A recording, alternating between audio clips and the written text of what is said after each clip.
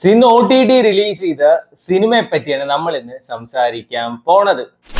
ഇടിയൻ പെപ്പയുടെ കാട്ടിലെ കാട്ടവരാത്, biggest scam of 2026. കാട്ടാളൻ ഇപ്പൊ മനോരമ മാക്സിൽ വന്നിട്ടുണ്ട്. എന്തൊക്കെയൊക്കെ യൂണിവേഴ്സ് ഉണ്ട് എന്നൊക്കെ ഈ സിനിമ ഇറങ്ങുന്നതിന് മുമ്പ് പറയണ്ടായിരുന്നു.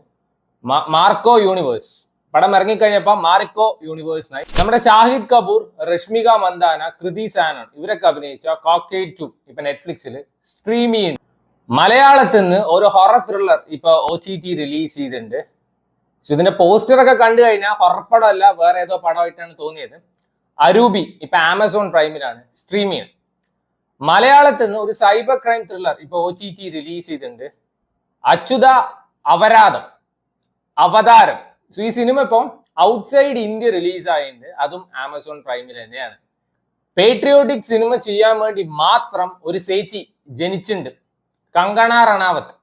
പേട്രിയോട്ടിക് സിനിമ ചെയ്യണം, നാട്ടുകാരെ ഉയരെടുക്കണം. അങ്ങനെ അടുത്തൊരു പടമായിട്ട് ചേച്ചി വന്നിട്ടുണ്ട്.